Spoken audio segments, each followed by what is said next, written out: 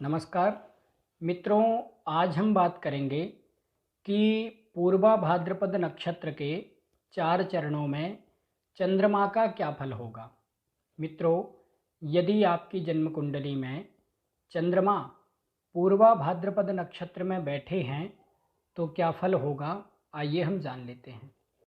मित्रों, यदि जन्म कुंडली में चंद्रमा पूर्वा भाद्रपद नक्षत्र के प्रथम चरण में बैठे हों तो ऐसा व्यक्ति बुद्धिमान और चतुर प्रवृत्ति का होता है, लेकिन ऐसे लोग भीरू स्वभाव के होते हैं।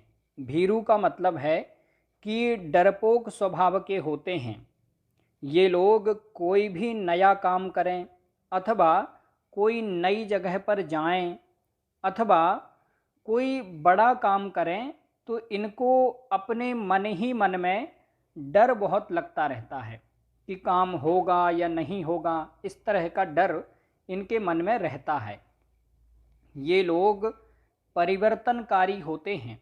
परिवर्तनकारी का मतलब है कि बदलाव करने वाले, परिवर्तन करने वाले होते हैं।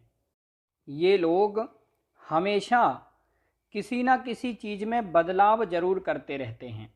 अपने कार्य क्षेत्र में अथवा अपने सामाजिक, व्यवहारिक, पारिवारिक जीवन में बदलाव करते रहते हैं। ये लोग दयालु प्रवृत्ति के होते हैं, यानी कि दूसरों पर दया करने वाले, दूसरों की सहायता करने वाले होते हैं। लेकिन ये लोग निराश रहने वाले होते हैं। निराशा से भरे हुए उदासीन व्यक्तित्व के होते हैं। हमेशा मानसिक रूप से थोड़े नकारात्मक विचारों वाले और उदास प्रवृत्ति के होते हैं। ये लोग चिड़चिड़े स्वभाव के होते हैं। किसी भी बात पर इनको क्षणिक क्रोध आता है, चिड़चिड़ाहट आती है और ये लोग जल्दी से बुरा मानने वाले होते हैं। किसी भी बात का ये जल्दी से बुरा मान जाते हैं। ये लोग बात बात पर चिढ़ जाने वाले होते हैं और बात बात पर चिड़चिड़ करने वाले, यानी बात बात पर तर्क वितर्क करने वाले, वाद विवाद करने वाले होते हैं।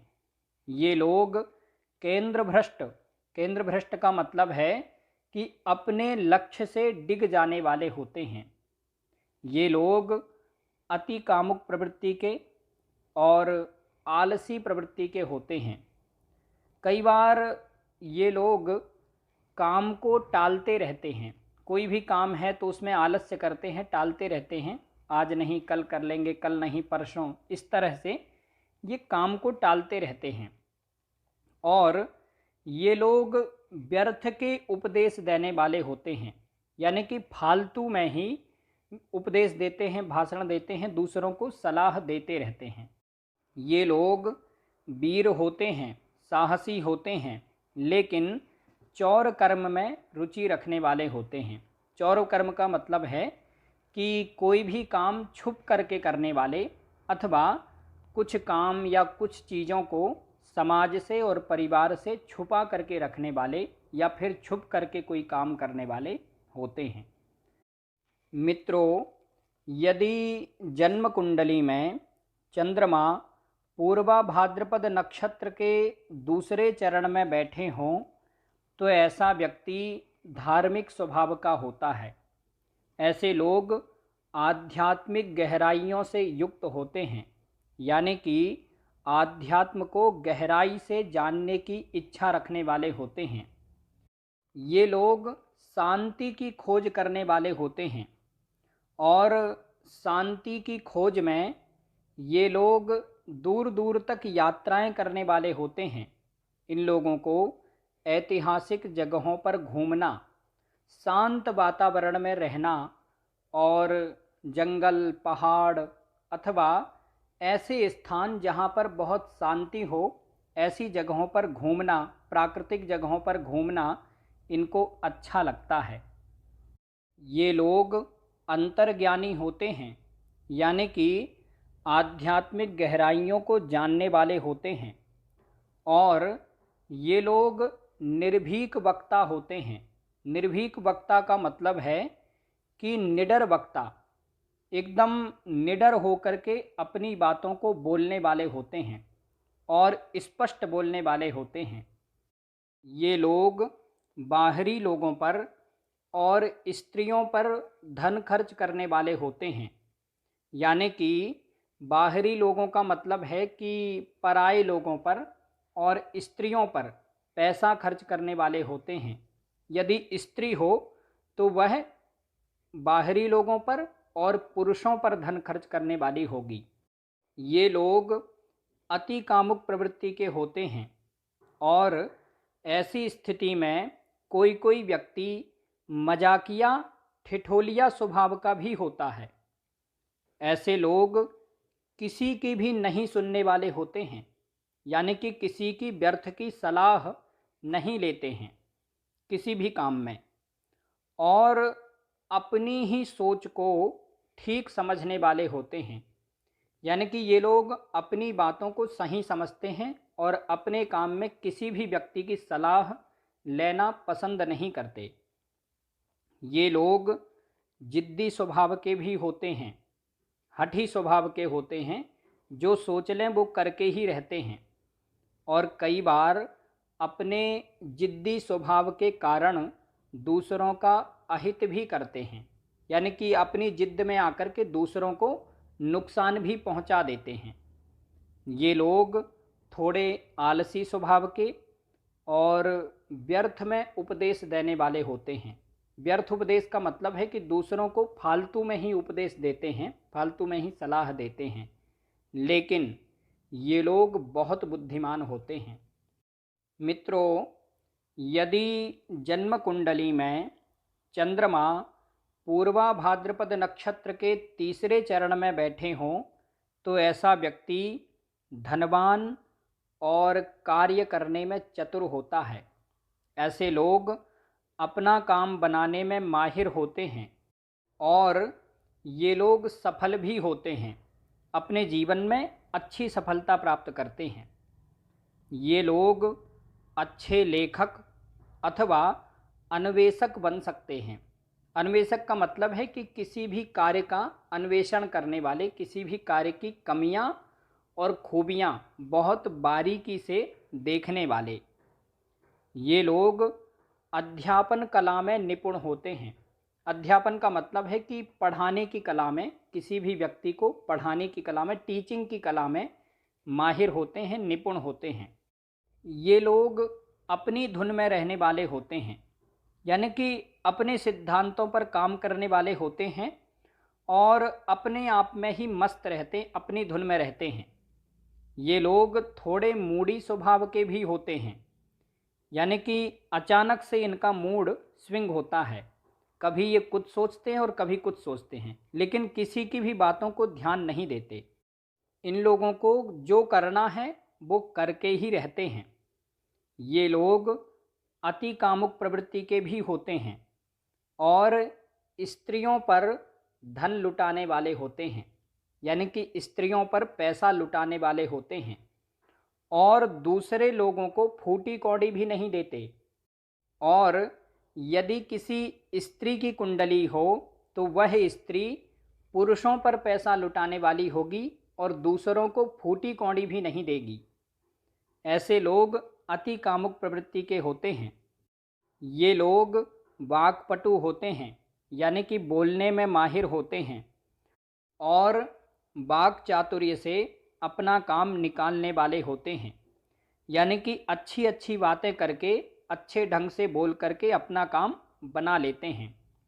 कई बार ये लोग व्यर्थ के उपदेश देने वाले भी होते हैं, यानी कि व्यर्थ में ही सलाह देते हैं, लेकिन बोलने में माहिर होते हैं। ये लोग बाहर से दिखने में दुष्ट दिखते हैं, यानी कि देखने में तो दुष्ट लगते हैं, लेकिन ये लोग अंतरंग से बहुत दयालु होते हैं। यानी कि देखने में तो बहुत खराब लगते हैं, देखने में तो दुष्ट दिखते हैं, ऐसा लगता है कि ये बहुत खराब आदमी है, लेकिन ये लोग अंतर मन से बहुत दयालु और परोपकारी होते हैं, अच्छे स्वभाव के होते हैं। इन लोगों को देख करके कई लोग इनको बहुत ज़्यादा दुष्ट और बहुत ज़्यादा खराब समझते हैं, लेकिन ये लोग अच्छे स्वभाव के होते हैं। इन लोगों के 2 विवाह भी हो सकते हैं, अथवा इन लोगों के 2 स्त्रियों से संबंध रहते हैं। कई बार इनका एक प्रेम संबंध रहता है और दूसरा इनका वैवाहिक संबंध होता है, अथवा विवाह से पहले इनका प्रेम संबंध रहता है। यानी कि किसी भी प्रकार से ये लोग 2 स्त्रियों से संबंध रखने वाले होते हैं। और यदि किसी स्त्री की कुंडली में, किसी महिला की कुंडली में इस तरह की स्थिति हो, तो उस महिला का विवाह से पहले प्रेम संबंध होता है, लेकिन अपने प्रेमी से, यानी कि जिससे उसका प्रेम संबंध होता है, उससे उसका विवाह नहीं होता है। अपने प्रेमी से उसका विवाह नहीं होता है और किसी दूसरे व्यक्ति से विवाह होता है, लेकिन इन लोगों का वैवाहिक जीवन सुखी और स्थिर होता है। ऐसी स्त्री विवाह से पहले भले ही किसी और से प्रेम करती हो, लेकिन विवाह के बाद अपने पति और अपने बच्चों के प्रति समर्पित होती है।